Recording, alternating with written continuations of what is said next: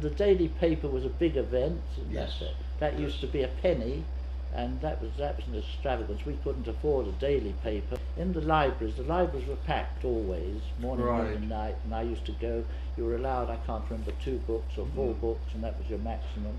But in every library were these slanting boards which had all the daily papers on. That's right. So everybody, to read the daily paper, they used to go to the library and walk along to turn the sheets and read the paper Yeah. on the board.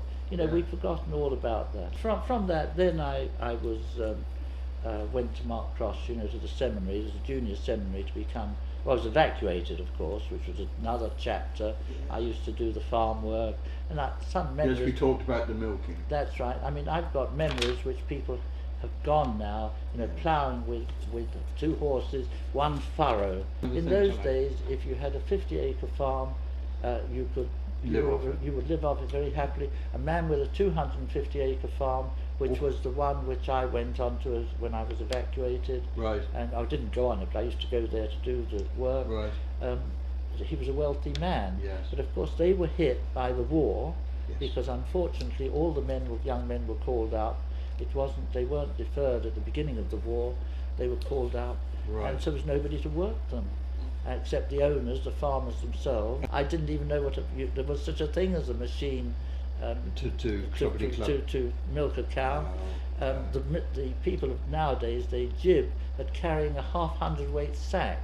In those days, things were done in 200 weight sacks, and I can remember staggering up the length of the cow shed, carrying, this is a boy of 13, carrying a 200 weight bag of feed, you know, the cake, on my back, staggering up to 200 weight. Today they'd expect 3 men to pick up 200 weight. You would. But before the war, there wasn't the electricity supply. A lot of houses didn't even have electricity. They were still on gas.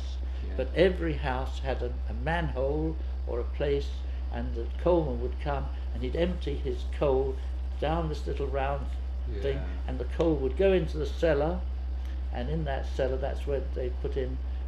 People who could afford it would buy as much would last them through the winter. Yes. So it'd be half full. People who couldn't afford it would have Weekly 100 delivery. have a 100 weight delivery or 200 weight a week delivered down that manhole. People see it today. The cellars have all been cleaned out and they're full of shelves, and some of them are used for living accommodation. But if you'll see it everywhere, especially in London, you'll see the old holes where the coal was always. Did you have a fire in the room? Oh, no, you couldn't afford in the bedrooms. Or a hot water bottle, or the what? hot water bottles. You always had a hot water bottle.